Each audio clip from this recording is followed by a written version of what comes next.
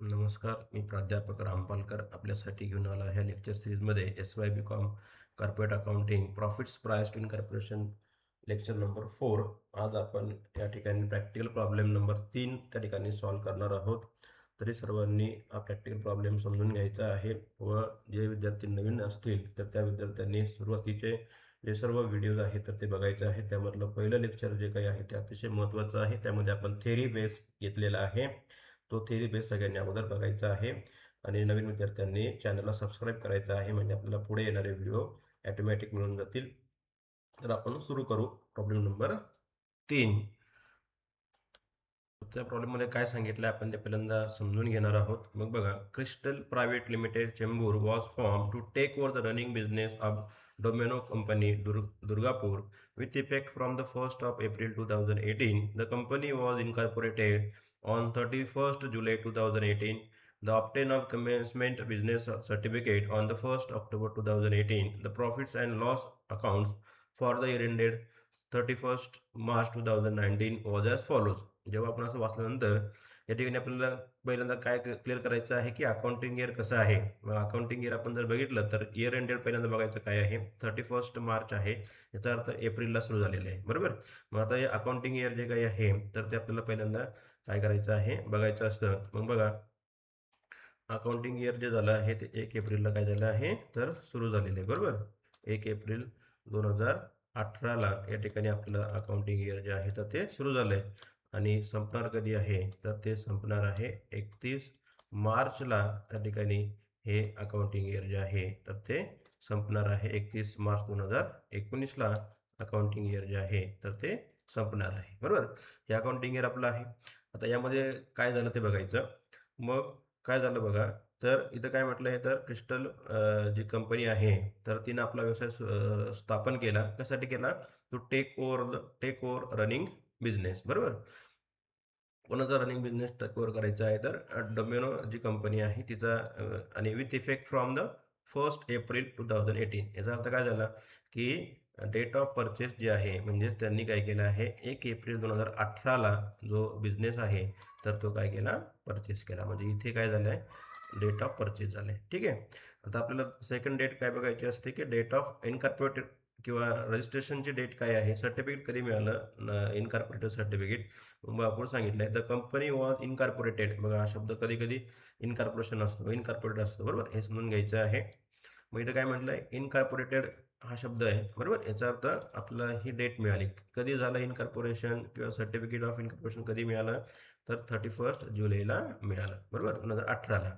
आता तुम्ही कन्फ्यूज व्हायचं नाहीये, इथं सर्टिफिकेट दिसतंय म्हणून ही तारीख घ्यायची का, नाही. हे आपल्याला याचं काही घेणं नाहीये, किंवा हे हे जे काही डेट आहे तर आपल्या काही उपयोगाची नसते. आपण बघितलं लास्ट लेक्चरला, फक्त आपल्याला कन्फ्यूज करण्यासाठी दिलेलं असतं. इथं आपल्याला बिझनेस कमेन्समेंट सर्टिफिकेट जे काही आहे त्याचं कुठल्याही डेटचं कॅल्क्युलेशन आपण करणार नाही, किंवा ते आपल्या उपयोगाची नाही आहे, ठीक आहे. म्हणून लक्षात ठेवायचं आहे की आपल्याला काय कुठली डेट आवश्यकता आहे तर डेट ऑफ इनकॉर्पोरेटेड, किंवा जेव्हा असं लिहिलं असेल तर ती डेट आपली महत्त्वाची असते.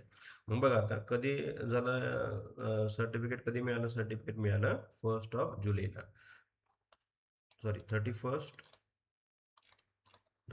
जुलैला सर्टिफिकेट या ठिकाणी आपल्याला मिळालेलं आहे, ठीक आहे.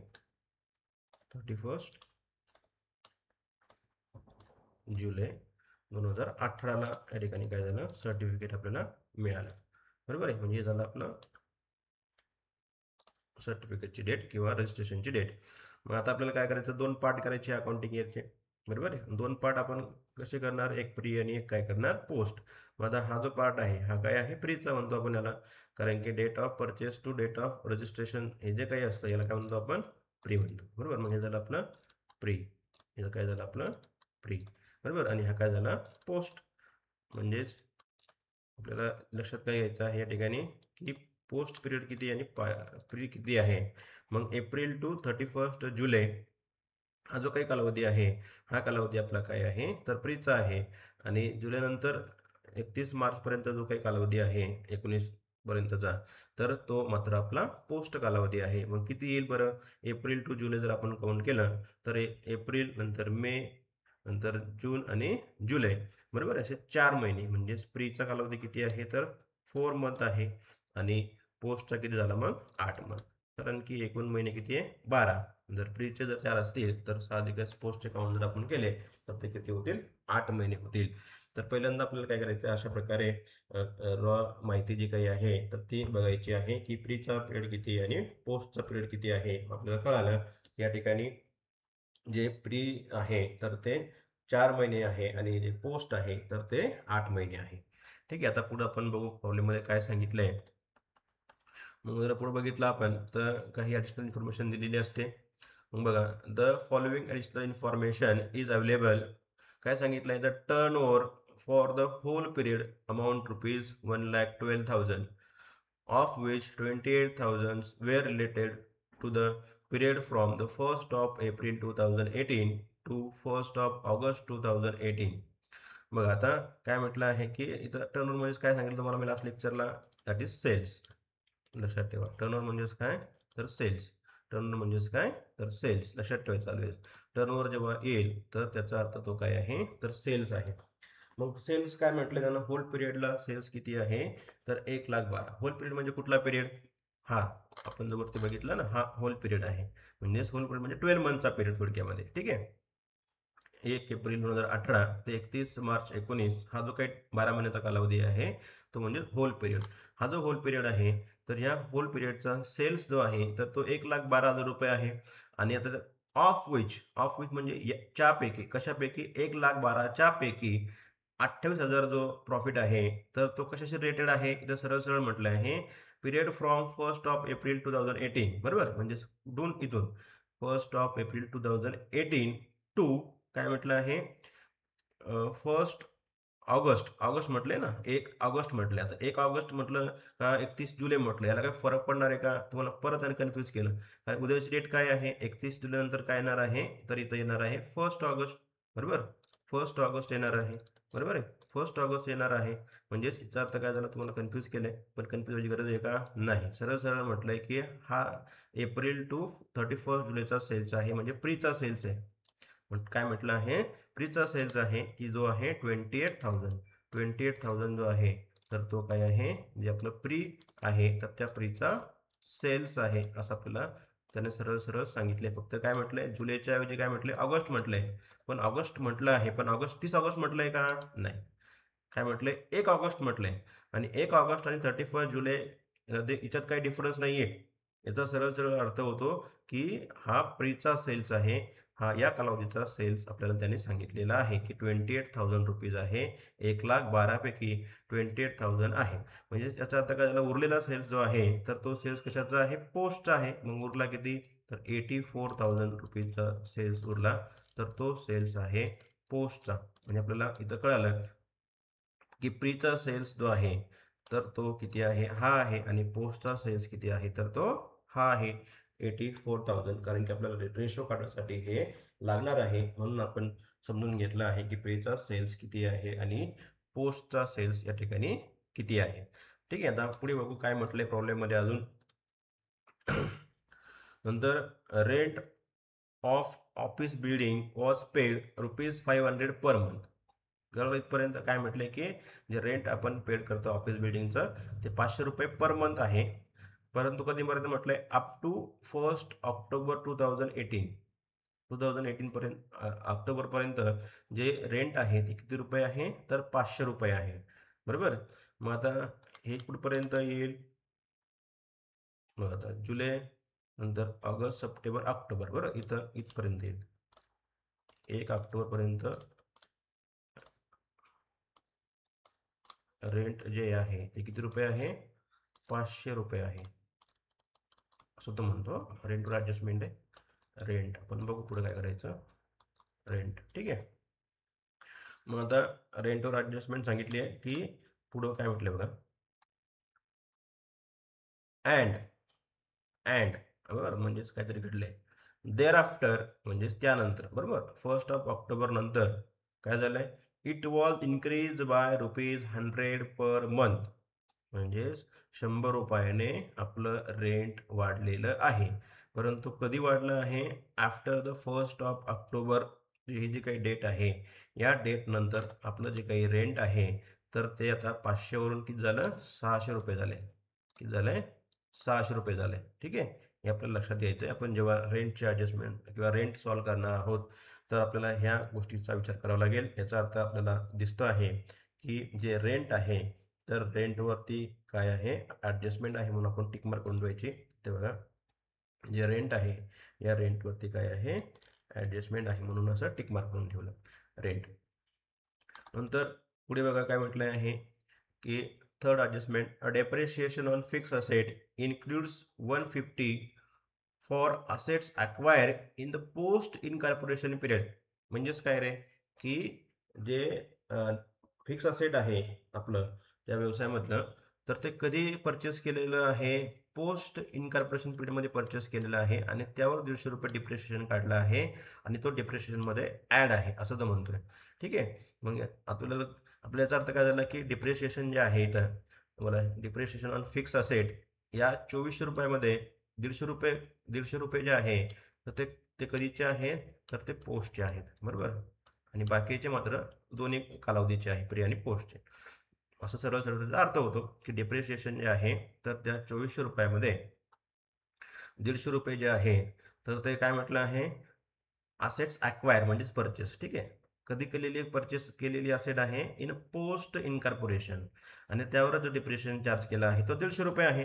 म्हणजेच आपल्याला लक्षात घ्यायचं आहे की त्याचा सरळ सरळ अर्थ होतो की याने सांगितले की पोस्टचा जो डिप्रिशिएशन आहे तो ₹150 आहे. मग आपण काय करणार, 2400 मधनं ₹150 मायनस करणार आणि बाकीचा डिप्रिशिएशन जो काही आहे, तर तो प्री आणि पोस्टमध्ये घेणार आणि पोस्टमध्ये घेताना हा ₹150 पण काय करायचा आहे, ॲड करून घ्यायचा आहे. कारण की पोस्टमध्ये त्यानं सांगितलंय की ॲडिशनल डिप्रिशिएशन ₹150 झालेला आहे. ठीक आहे, आता नंतर पुढे काय म्हटलंय बघू. The purchase consideration was discharged by company on 30th September 2018. बघा आपल्याला पुढे काय म्हटलंय, the issuing equity shares of ₹10 each at the premium of 1 per shares ascertain the profits available for distribution of dividend. आता आपल्याला बाकी घ्यायचं काही घेणं नाही, इक्विटी शेअर दिलेत का कॅश दिलीत हे आपल्यासाठी इनविजिबल आहे. यात आपल्याला काय, आपल्याला फक्त जेव्हा अशा ॲडजस्टमेंट येते ते आपल्याला फक्त काय उपयोगी आहे, तर हे डेट जी काही आहे ते आपल्यासाठी महत्वाची आहे. याने जे काही परचेस कन्सिडरेशन कधी पेमेंट केलं, म्हणजेच कंपनी परचेस केली 1 एप्रिलला, बरोबर. मग 1 एप्रिललाच त्याला काय करायला पाहिजे होतं, पेमेंट करायला पाहिजे होतं. की आपण साहजिकच जेव्हा एखादी गोष्ट परचेस करतो तेव्हाच आपण त्याला पेमेंट करत असतो. पण यानं काय सांगितलंय की पेमेंट जे झालंय, डिस्चार्ज झालंय, म्हणजेच पेमेंट केलंय, कधी केलंय पेमेंट, 30 सप्टेंबरला पेमेंट केलंय, बरोबर आहे. बघा, इथे परचेस केला व्यवसाय, बरोबर. इथं परचेस केल्यानंतर तुम्ही अपेक्षित काय आहे की इथेच कुठंतरी त्यांना अमाऊंट दिली पाहिजे होती 1-2 दिवसामध्ये, पण त्यांना ती अमाऊंट न देता कधी दिली आहे, तर 30 सप्टेंबरला दिली आहे. म्हणजेच इथे कुठंतरी दिली आहे, बरोबर. सप्टेंबरला त्या ठिकाणी त्यानं काय केलंय, पेमेंट केलंय.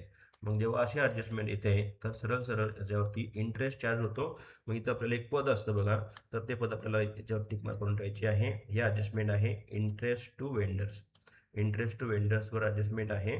अशा प्रकारचे जेव्हा जेव्हा तुम्हाला म्हणतील की या या तारखेला त्यांना डिस्चार्ज झाले किंवा या तारखेला पेमेंट केलंय, तर याचा सरळ सरळ अर्थ होतो की ही ॲडजस्टमेंट आहे इंटरेस्ट टू वेंडर्स.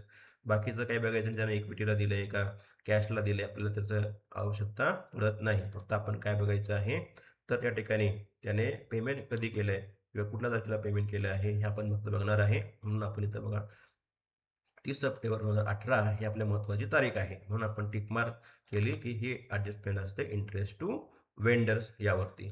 ठीक आहे, मग आता डिप्रेशन पण ॲडजस्टमेंट होती, टिक मार्क करून ठेवू. ठीक आहे, अशा प्रकारे आपण काय करायचं आहे, प्रॉब्लेम वाचून घ्यायचा आहे, समजून घ्यायचा आहे आणि मग त्याला सुरुवात करायची आहे.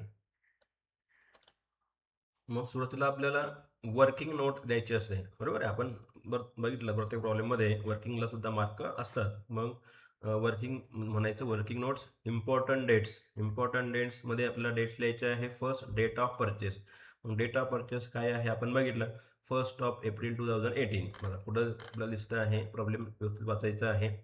आणि काय म्हटलंय की ही जी काही विथ इफेक्ट फ्रॉम, याचा अर्थ कधीपासून इफेक्ट केलाय कंपनीने, कधीपासून परचेस केली, तर 1 एप्रिल 2018. म्हणून आपण काय घेतलंय, डेट ऑफ परचेस घेतली 1 एप्रिल 2018. नंतर काय म्हटलंय, डेट ऑफ इनकॉर्पोरेशन म्हटलंय.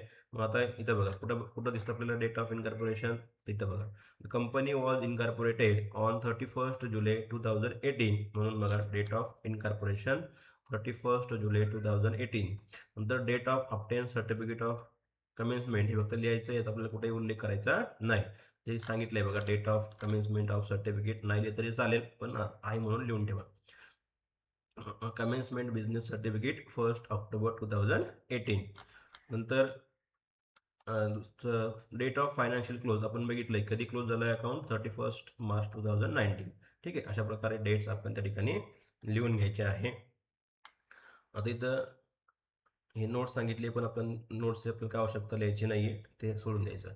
नंतर कॅल्क्युलेशन ऑफ टाइम रेशो, बरोबर, कॅल्क्युलेशन ऑफ टाइम रेशो आपल्याला माहिती आहे, आपण टाइम रेशो कसा काढतो.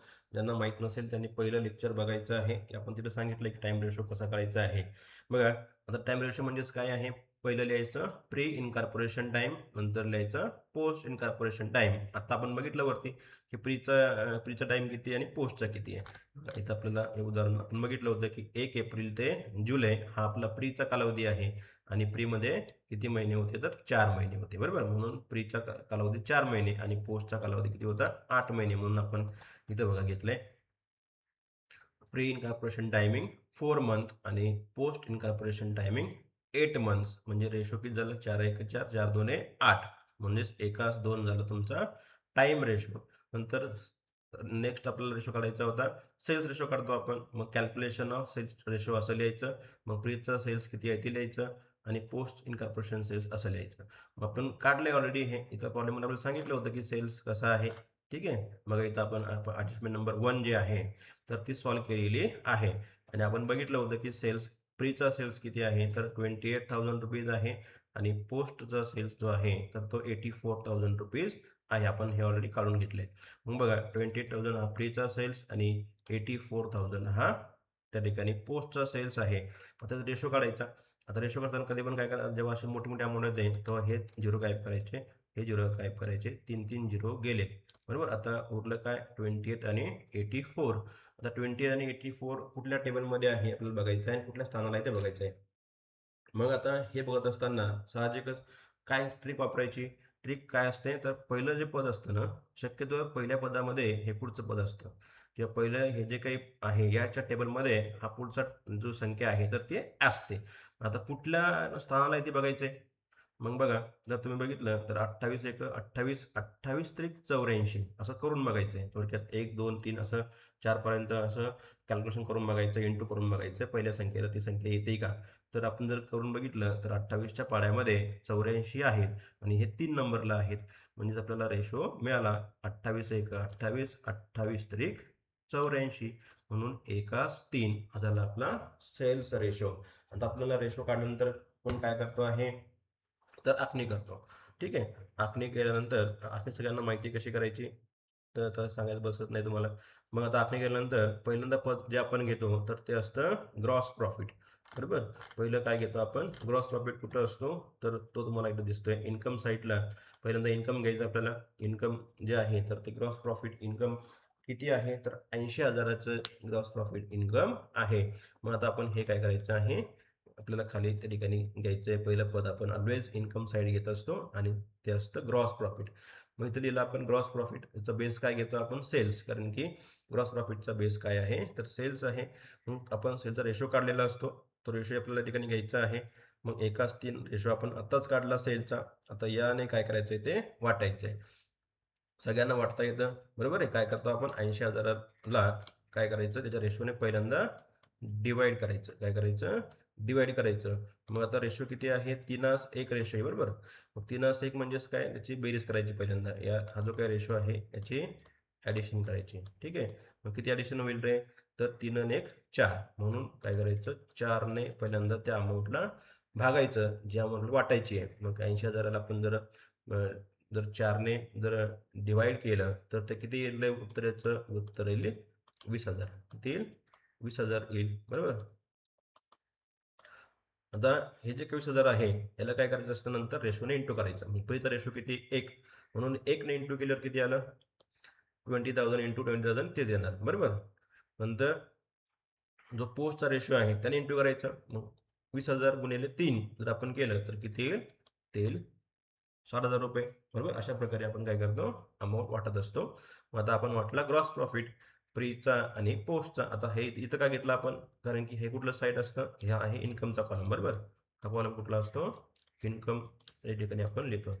ठीक आहे, इथे लिहायचे इन्कम, इथे लिहायचे एक्सपेन्स. ठीक आहे, लक्षात ठेवा.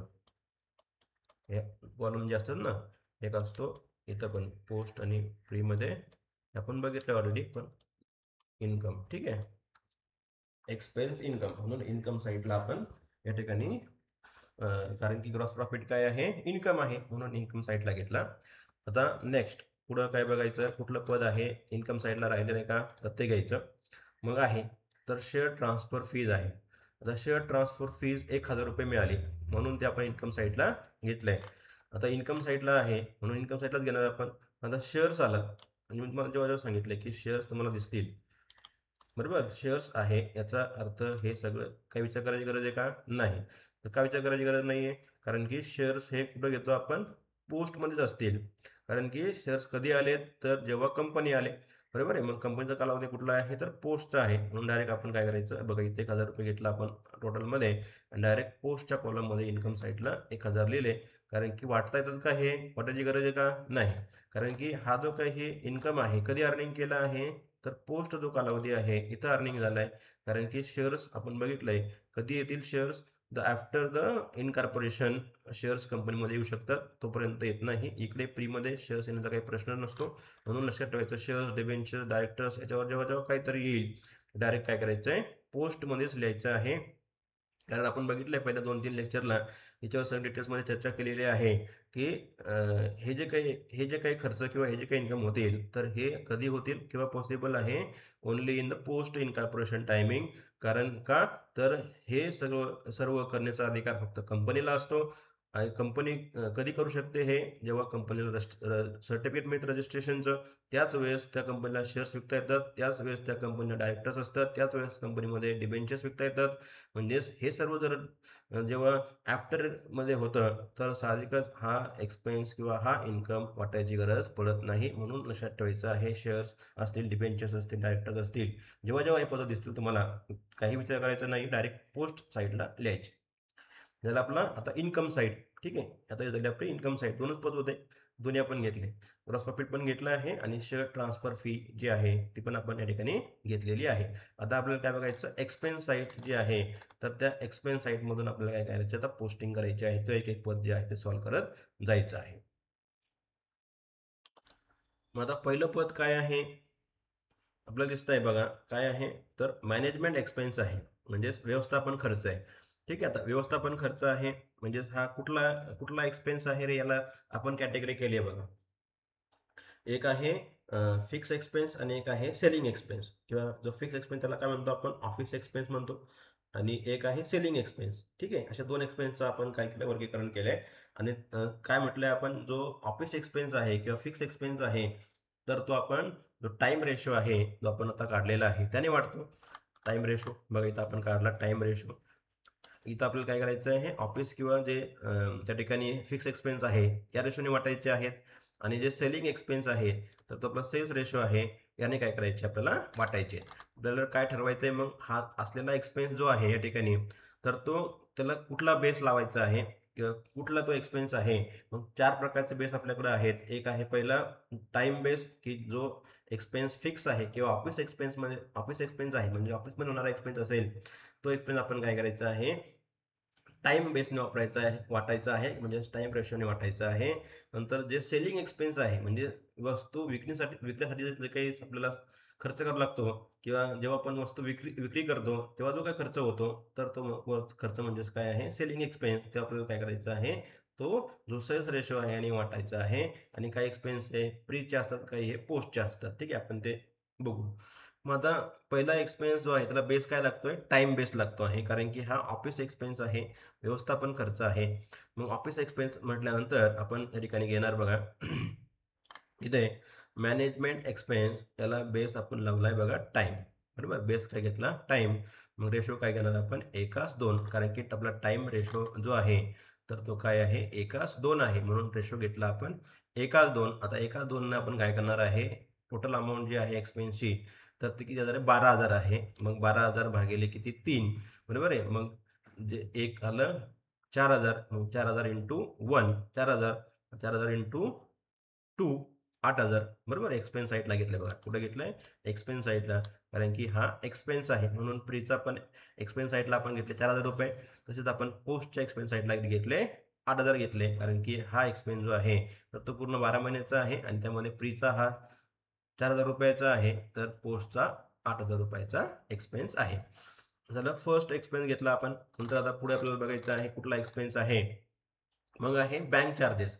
तर बँक चार्जेस पण कुठला एक्सपेन्स आहे, तर ऑफिस एक्सपेन्स आहे. हा सेलिंग एक्सपेन्स आहे का, नाही. मग सेलिंग नाही म्हटलं तर कुठला एक्सपेन्स आहे, ऑफिस एक्सपेन्स. म्हणजे कुठला बेस लावायचा, टाइम बेस. परत बघा इथं बँक चार्जेस टाइम बेस 1:2 1200 रुपये आहे, 400 आणि 800, प्रीचे 400 आणि पोस्टचे 800 रुपये. हे झालं तुमचं बँक चार्जेस. नंतर पुढचा एक्सपेन्स कुठला आहे, सेलिंग एक्सपेन्स. आता इथे विचार करायची गरज आहे का, नाही. सरळ सरळ नावात अर्थ आहे की कुठला एक्सपेन्स, हा सेलिंग एक्सपेन्स आहे. आपण काय म्हटलंय की जे सेलिंग एक्सपेन्स आहे ते कुठल्या रेशोने वाटायचे आहेत, तर जो सेल्स बेस आहे तो घ्यायचा आहे. मग बघा इथं काय म्हटलंय, सेलिंग एक्सपेन्स बेस घेतला सेल्स रेशो.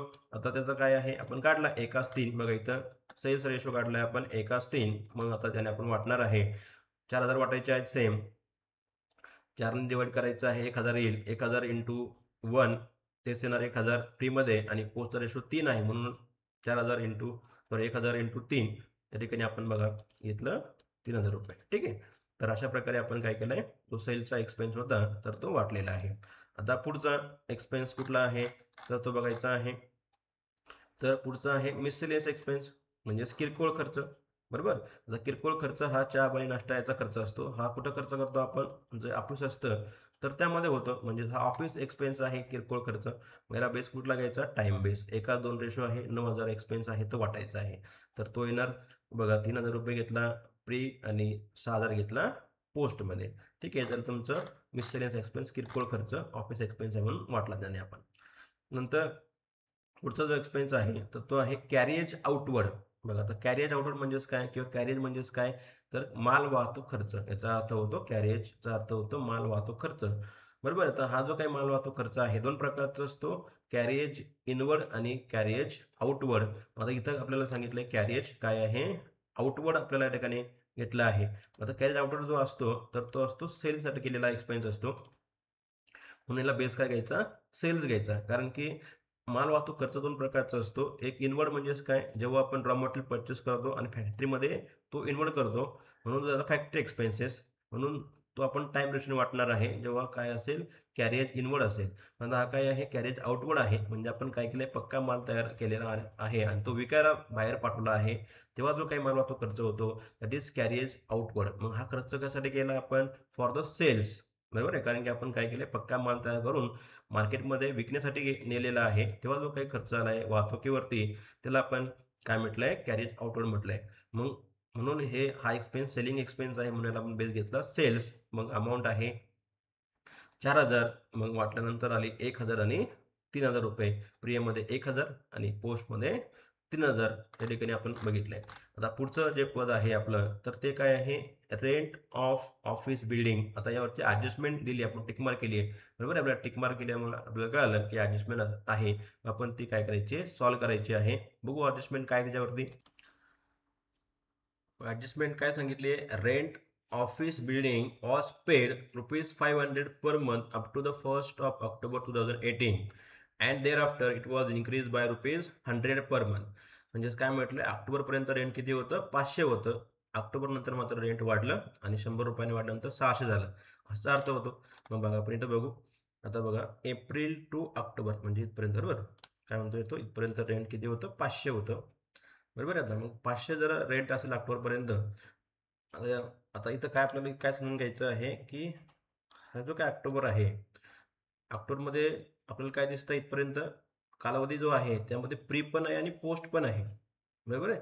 म्हणजे प्री जो आहे तर तो जुलैपर्यंत काय आहे, प्री आहे, आणि इथून पुढे काय आहे, तर पोस्ट आहे, बरोबर आहे. म्हणजेच याचा अर्थ काय झाला, की हे जे काही रेंट जेव्हा 500 रुपये होतं, तर 500 रुपये असताना प्रीमध्ये पण 500 होतं आणि काही दिवस पोस्टमध्ये पण 500 होतं, बरोबर. इथून पुढे मात्र वाढलं आणि 100 रुपयाने वाढून ते 600 रुपये झालं.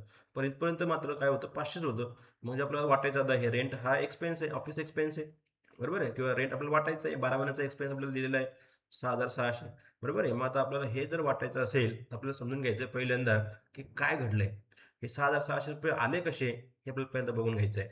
मग बघा, टिल द ऑक्टोबर किती रेंट होतं, तर आपल्याला दिसतंय की 500 रुपये या ठिकाणी रेंट आहे. मग 500 रुपये जर रेंट आहे, त्याचा अर्थ काय झाला की आपल्याला टिल द ऑक्टोबर पर्यंत रेंट किती झालं एकूण, ते पर्यंत काढून घ्यावं लागेल. मग आता बघा बरं किती रेंट होईल. मग 6 महिन्याचा रेंट होईल, बरोबर. कारण की एप्रिल टू ऑक्टोबर पर्यंत जर आपण कालावधी काउंट केलं तर किती महिना झाला, 6 मंथ्स. किती झाला, 6 मंथ. ठीक आहे. आता हे जे काही 6 मंथ्स आहे, या 6 मंथचं रेंट किती होतं, 500 रुपये होतं. मग आता 6 गुणिले 500 म्हणजे किती झालं, झालं 3000 रुपीज, बरोबर. किती झालं, 3000 रुपीज रेंट. आता आपल्याला काय करायचं आहे, 3000 रुपये जे काही आहे हे वाटायचे पहिल्यांदा. कारण की यामध्ये काय आहे, दोन गोष्टी आहेत, एक प्रीचा पण कालावधी आहे आणि पोस्टचा पण कालावधी आहे. मग प्रीचा कालावधी किती आहे, 4 मंथ्स, बरोबर. कारण की एप्रिल टू जुलै किती महिने आपण काउंट केले होते, 4 महिने. म्हणजे 4 महिन्याचं रेंट प्रीचं 500 रुपयाचं होतं आणि 2 महिन्याचं रेंट काय होतं, पोस्टचं 500 रुपयाचं होतं, बरोबर आहे. मग आता आपण जर हे काढल्यानंतर आपल्याला काय दिसेल की प्रीचं जे रेंट आहे तर ते किती झालं बघा, 4 इंटू किती, 500. 4 इंटू ती 500. मग 4 इंटू जर 500 आपण केलं तर ते किती होईल रे, ते होईल 2000 रुपीज, बरोबर. म्हणजे स्प्रीचं जे रेंट आहे तर ते किती झालं, 2000 रुपीज झालं. आता आपल्याला पोस्टचं पण घ्यायचं आहे. ऑक्टोबरपर्यंत किती महिने झाले, 2 महिने. मग 500 into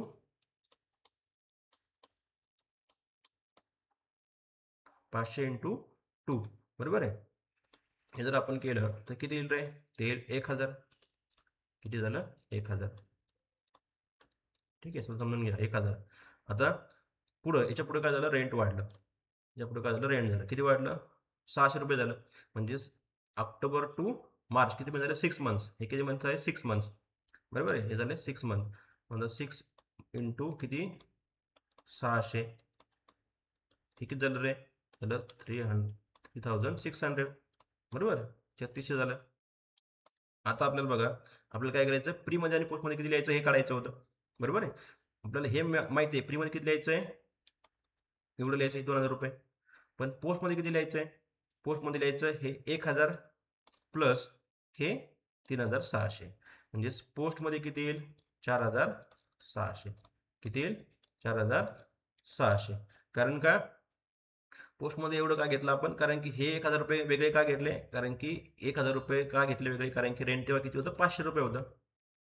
July to October rent किती होतं, 500 होतं. आणि हा जो कालावधी आहे हा कुठला कालावधी आहे, जुलै टू ऑक्टोबर पोस्टचा कालावधी आहे, बरोबर आहे. म्हणजेच पोस्टमध्ये असताना पण 500 रुपये रेंट होतं, नंतर ते वाढलं ऑक्टोबर पासून, बरोबर आहे. म्हणून हे 1000 रुपये पण कशाचे आहे, पोस्टचे आहे. म्हणून आपल्याला हे फ्रीमध्ये लिहिता येईल का, नाही, हे पोस्टमध्येच लिहावं लागतील. म्हणून काय केलं आपण, 1000 प्लस हे वाढलेलं रेंट 3600, म्हणजेच एकूण झालं 4600. हे रेंट आहे तुमचं पोस्टचं. मग आपल्याला हे कुठलं यायचं, हे लिहायचं पोस्टमध्ये. कुठलं यायचं, जर जे पोस्ट आहे तर तिथं आपल्याला काय करायचं आहे, हे रेंट लिहायचं आहे. ठीक आहे, पोस्ट, POST. ठीक आहे, पोस्ट, पोस्टमध्ये लिहायचं आहे. आणि हे 2000 रुपये कशाचं आहे, प्रीचं, म्हणून कशामध्ये लिहायचं आहे, तर प्रीमध्ये लिहायचं आहे. इतकं सरळ आणि सिंपल हे गणित होतं. की आपल्याला काय करायचं होतं यामध्ये, की ऑक्टोबर पर्यंतचं जे रेंट होतं ते वेगळं काढायचं होतं आणि नंतरचं रेंट वेगळं काढायचं होतं. ऑक्टोबरपर्यंतचं रेंट जे होतं त्यामध्ये दोन गोष्टी होत्या, प्री पण होतं आणि पोस्ट पण होतं. मग प्री किती महिने होतं, तर 4 महिने होतं. म्हणून आपण काय केलं, 4 महिन्याचं रेंट काढलं 2000 रुपयाचं आणि हे घेतलं प्रीमध्ये. नंतर पोस्टमध्ये घेतलं 2 महिन्याचं रेंट, ते घेतलं 1000 रुपये. पण पोस्टमध्ये काय झालं, की रेंट वाढलं, 600 रुपये झालं 500 वरून. म्हणून आपल्याला हे सगळं करावं लागलं. मग आपण काय केलं, हे जे काही 600 रुपये रेंट झालं हे प्रीमध्ये वाढलंय का, नाही, फक्त पोस्टमध्ये वाढलं. म्हणून आपण काय घेतलं, फक्त पोस्टमध्ये घेतलं. 3600 रुपये रेंट 6 महिन्याचं जेव्हा वाढलं त्यानंतर झालं. आणि हे सगळं पोस्टचं होतं. म्हणून आपण काय केलं, 1000 प्लस हे 3600, असं 4600 आपण काय केलंय, पोस्टमध्ये घेतलंय. मग आता आपण काय करायचं, पोस्टिंग करायची बघा. रेंट ऑफ ऑफिस बिल्डिंग आता इथं बेस आपण ॲक्च्युअल घेणार, कारण की इथं आपल्याला त्यांनी ॲक्च्युअलमध्ये आपण ते काढलंय, ॲडजस्टमेंट आहे त्याच्यावरती म्हणून ॲक्च्युअलमध्ये घेतलं. एकूण किती झालं, 6,600 रेंट आहे. त्यापैकी फ्रीमध्ये किती घेतलं आपण, 2,000 रुपये घेतलं, आणि 4,600 रुपये जे आहे तर ते आपण पोस्टमध्ये घेतलं, कारण की याच्यावर ॲडजस्टमेंट होती आणि ॲडजस्टमेंट प्रमाणे आपण काय केलं, हे रेंट काढलेलं आहे. ठीक आहे, झालं तुमचं ऑफिस रेंट. 6,600 कसे आले हे कळालं. हे इथं बघा, 2,000 प्लस 4,600, 6,600 हे जे अमाऊंट आहे तर ते आपल्याला इथे दिसून आली, एवढी होती. ते आपण वाटली कशी, फ्रीमध्ये घेतली 2,000 रुपयाची आणि पोस्टमध्ये घेतली 4,600 रुपयाची. ठीक आहे. नंतर पुढचं जे पद आहे तर ते काय आहे, इलेक्ट्रिसिटी चार्जेस. आता इलेक्ट्रिसिटी चार्जेस आपल्याला कळालं कुठला एक्सपेन्स आहे हा, तर हा आहे आपला ऑफिस एक्सपेन्स. आपण त्याला कुठला बेस घ्यायचा, तर टाइम बेस आपण त्या ठिकाणी घ्यायचं. बघा, इलेक्ट्रिसिटी चार्जेस टाइम बेस घेतला आहे, रेशो घेतला 1:2. नंतर 900 रुपये आपण काय केलं, 300 घेतलं फ्रीमध्ये, 600 घेतलं पोस्टमध्ये. हा झाला आपला इलेक्ट्रिसिटी चार्जेस एक्सपेन्स वाटलाय. नंतर पुढे जर आपण बघितलं तर कुठला एक्सपेन्स आहे ते बघायचं आहे. डेव्हलपमेंट एक्सपेन्स आहे 2,800. आता डेव्हलपमेंट एक्सपेन्स जो आहे तर हा कोण करतं, तर डेव्हलपमेंट एक्सपेन्स हा कंपनी करत असते, म्हणून आपल्याला पोस्टमध्ये घ्यायचं आहे. लक्षात ठेवा, development expense, preliminary expenses, underwriter commission, हे जे काही असतील हे सगळे एक्सपेन्सेस फक्त कंपनी करू शकते, म्हणून कंपनीमध्येच ते येणार, म्हणजे पोस्टमध्येच येणार, म्हणून आपण डायरेक्ट काय करा, पोस्टमध्ये ते घेतलंय. 2,800 2,800 डायरेक्ट पोस्टमध्ये या ठिकाणी लिहिले एक्सपेन्स साईडला. नंतर पुढचं जे पद आहे तर ते काय आहे ते बघायचं आहे. नंतर बॅड डेप्स आहेत 800 रुपये. आता बॅड डेप्स जे आहेत तर त्याचा आपला बॅड डेप्स कशामुळे होतात रे, तर bad debts because of sales. Bad डेप्सचा अर्थ सगळ्यांना माहिती आहे की बुडीत रक्कम. कधी बुडती रक्कम, जेव्हा आपण सेल्स करतो उधारीवरती सेल केल्यानंतर जे बॅड डेप्स असतात तर ते बॅड डेप्स आपल्याला मिळत नाही, रिकवर होत नाही, म्हणून आपल्याला याचा बेस काय घ्यायचा, तर सेल्स बेस घ्यायचा असतो. मग सेल्स रेशो घेतला आपण 1:3. सेल्स रेशो आपण काढलेला आहे 1:3. मग 1:3 ने आपण काय केलंय, या ठिकाणी जे बॅड डेप्स आहेत बघा, 800 रुपये आहे तर ते वाटले आहेत. 200 रुपये फ्रीमध्ये घेतल्यात आणि 600 रुपये काय झालंय, तर पोस्टमध्ये घेतले आहेत. ठीक आहे. नंतर आता पुढे आपल्याला बघायचं आहे कुठलं पद आहे बॅड डेप्स नंतर. बॅड डेप्स नंतर आपण जर बघितलं, आपल्याला दिसते पॅकिंग चार्जेस. आता पॅकिंग चार्जेस हे काय आहे, तर हा कुठला एक्सपेन्स आहे, ऑफिस एक्सपेन्स आहे का, हा नाही. पॅकिंग का करतो आपण वस्तूची, कारण की आपल्या प्रोडक्टची जास्त विक्री व्हावी, सेल्स व्हावे, म्हणजे जर काय झालं की हा सेलिंग एक्सपेन्स आहे, म्हणून बघा इथं पॅकिंग चार्जेस जो आहे तर तो सेलिंग एक्सपेन्स त्या ठिकाणी असल्यामुळे आपल्याला काय करायचं, बेस जो आहे तर तो काय करायचा आहे, सेलचा बेस घ्यायचा आहे. बघा, म्हणून इथं बघा पॅकिंग चार्जेस जे आहे तर सेल्स लिहिलंय, रेशो घेतला 1:3. 4,000 रुपये अमाऊंट आहे. 1,000 रुपये प्रीमध्ये घेतलं आणि 3,000 रुपये जे आहे ते पोस्टमध्ये घेतलं, कारण की पॅकिंग चार्जेस हा सेल्स रेशो वापरून आपण वाटणार. नंतर पुढचा एक्सपेन्स आहे शेअर ट्रान्सफर फीस, बरोबर, 2,500. आता आपण काय सांगितलं, शेअर्स दिसलं तुम्हाला, डिबेंचर दिसलं, स्टॉक शेअर दिसलं, काही डायरेक्टर दिसले, तर याचा अर्थ हे काय आहे, तर पोस्ट आहे. बघा, मग इथं आपण घेतलं शेअर ट्रान्सफर फीज, डायरेक्ट काय घेतलं, बेस त्याचा पोस्ट घेतला आणि डायरेक्ट पोस्टमध्येच आपण त्या ठिकाणी ते लिहिलेलं आहे. ठीक आहे, म्हणून लक्षात घ्यायचं, शेअर्स दिसले की डायरेक्ट काय करायचं, पोस्टमध्ये टाकून द्यायचं, फ्रीमध्ये ते येणार नाही. ठीक आहे. नंतर बघा, आता पुढे कुठलं पद आहे ते आपण बघू. तर पुढे जे आहे अंडर रायटर कमिशन आहे. काय आहे, अंडर रायटर्स कमिशन. हे पण कोण खर्च करू शकते, कंपनी करू शकते. फ्रीमध्ये हा खर्च होऊ शकत नाही, कारण की हा खर्च करण्याचा अधिकार फक्त कंपनीला असतो. म्हणून बघा, अंडर रायटर कमिशन सुद्धा आपण काय करायचं, डायरेक्ट पोस्टमध्येच घ्यायचं. बघा, पोस्ट घेतलं, जर बेस घेतला, डायरेक्ट पोस्टला एक्सपेन्स साईडला आपण त्या ठिकाणी ते लिहिलंय. ठीक आहे. नंतर पुढचं पद आपण बघणार आहे ते कुठचं आहे, तर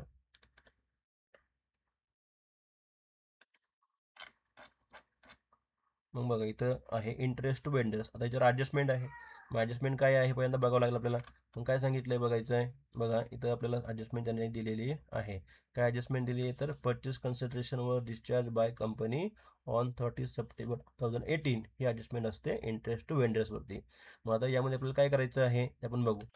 तर पहिल्यांदा किती तारखेला आपण डिस्चार्ज केलं हे तारीख खूप महत्त्वाची आहे. 30 सप्टेंबरला आपण काय केलं आहे, डिस्चार्ज झाले, पेमेंट केले, जे परचेस कन्सिडरेशन आहे ते PC. मग आता इथं आपल्याला हे बघावं लागेल की या 30 सप्टेंबर कुठे येईल, बघा इथं कुठेतरी येईल, बरोबर, इथं कुठेतरी ते येईल.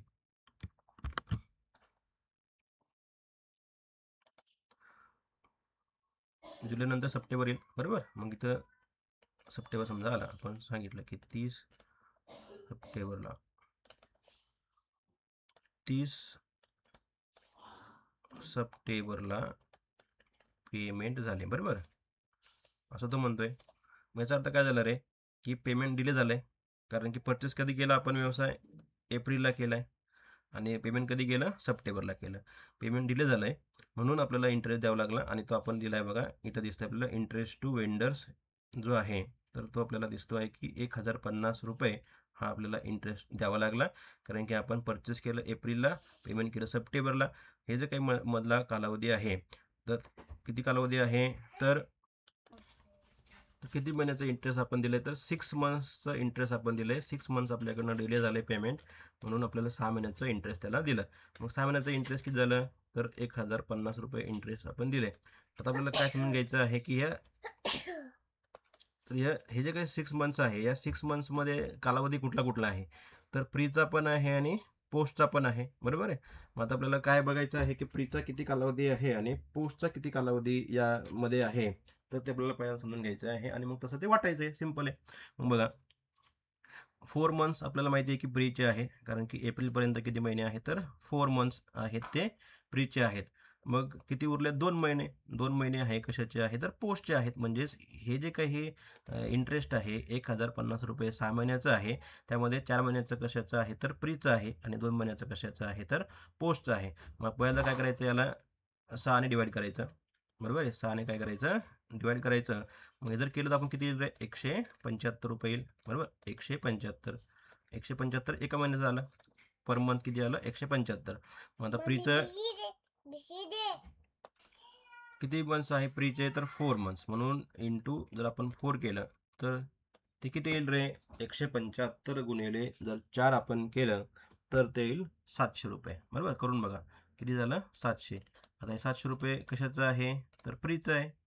कशाचं आहे, प्रीचं आहे. सिंपल, कारण की हे या कालावधीचं आपण काउंट केलं, 4 महिन्याचं काउंट केलं, तर 4 महिन्याचं जे आहे, तर ते 700 रुपये, म्हणजे प्रीचं किती झालं, 700 रुपये. आता पोस्टचं किती महिन्याचं आहे, 2च महिन्याचं आहे, बरोबर आहे. मग 2 महिन्याचं आहे, याचा अर्थ काय झालं, 175 गुणिले जर आपण 2 केलं, तर ते किती येईल रे, 175 गुणिले 2 आपल्याला करायचं आहे. मग आता याला गुणाकार केल्यानंतर किती येईल, 350, बरोबर. 350. तर 350 हे कशाचं आहे, पोस्टचं आहे. कशाचं आहे, बघा, पोस्टचं आहे. आणि हे कशाचं आहे, प्रीचं आहे.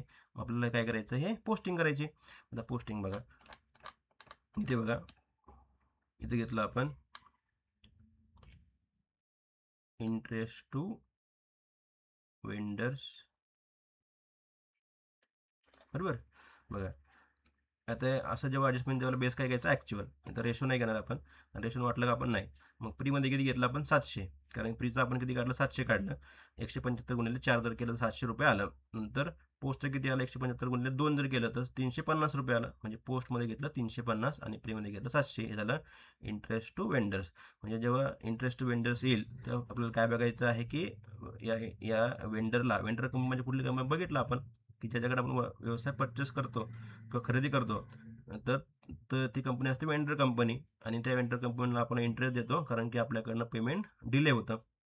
मग ते इंटरेस्ट दिलं, किती महिन्याचं दिलं हे आपल्याला कधी कुठं कळतं, तर ॲडजस्टमेंटमध्ये कळतं. कधी कधी खाली तुम्हाला इथं कंसात लिहून दिलेलं असतं, ठीक आहे. मग तेवढ्या महिन्याचं इंटरेस्ट आपण काढलेलं आपल्याला काढून दिलेलं असतं. आपल्याला फक्त काय करायचं असतं की त्यामध्ये प्रीचं किती आणि पोस्टचं किती हे काढायचं असतं.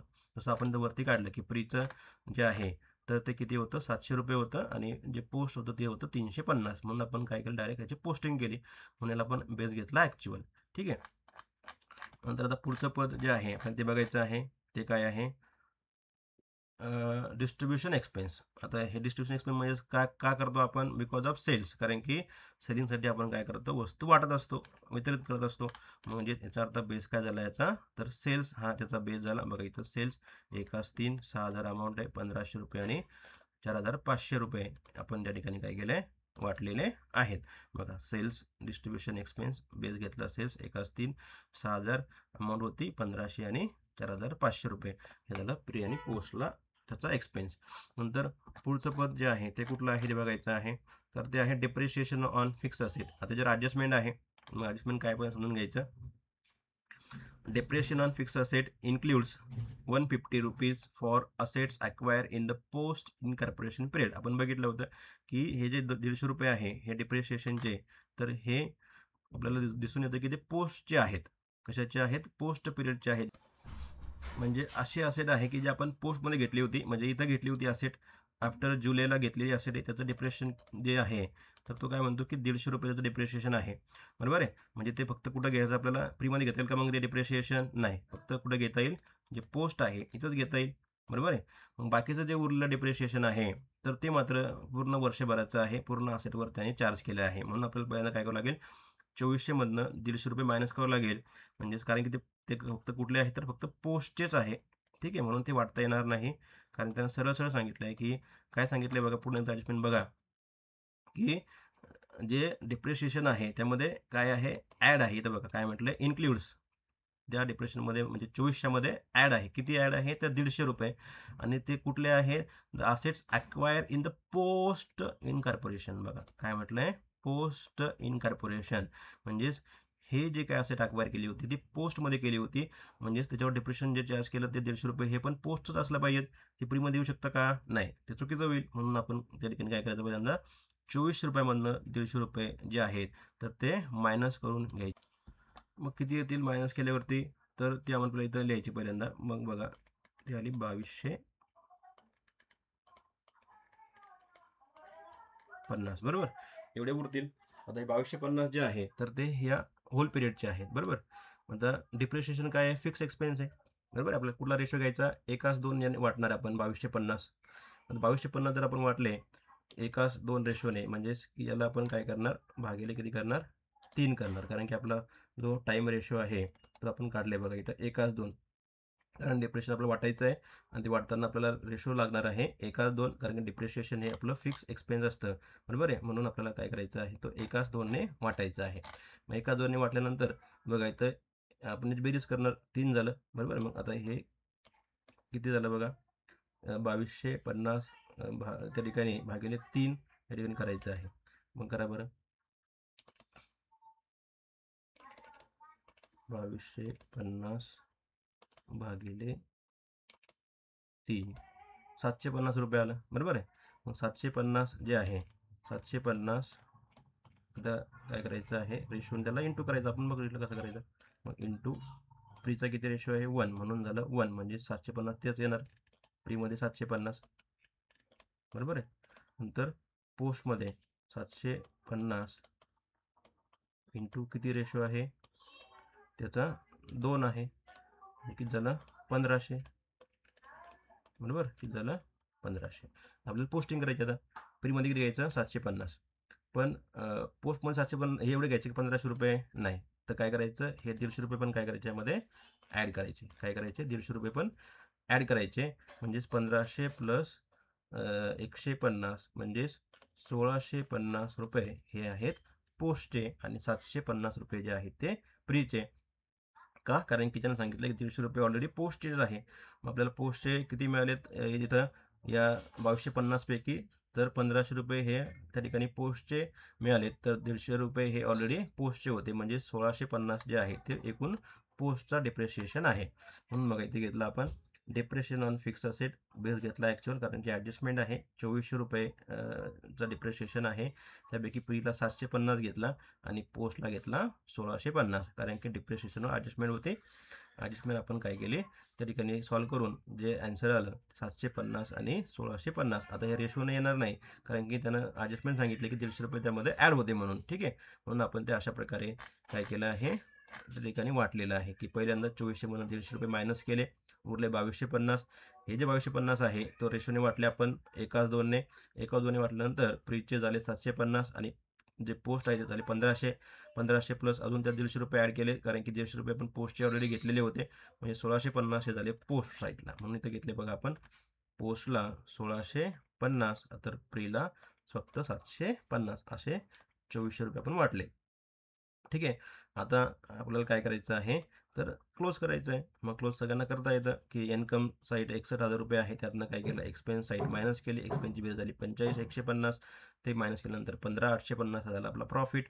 तसंच सेम प्रीचं पण 20,000 इन्कम आहे, 15,850 एक्सपेन्स आहे. इन्कम मायनस एक्सपेन्स केला, 4,150 झाला प्रॉफिट. ठीक आहे, याची बेरीज इकडे घ्यायची, याची बेरीज इकडे घ्यायची. ठीक आहे, अशा प्रकारे आपण काय केलं आहे, आपला थर्ड प्रॉब्लेम जो आहे तर तो सॉल्व्ह केला आहे. थोडासा वेळ खाऊ प्रॉब्लेम आहे, परंतु सगळा बघायचा आहे कारण की अतिशय अवघड कॉर्पोरेट अकाउंटिंग आहे, त्यामुळे आपला निकाल कमी लागतोय. सगळे बारकावे व्यवस्थित समजून घ्यायचे आहेत. सर्वांना चॅनल सबस्क्राईब करावं. धन्यवाद.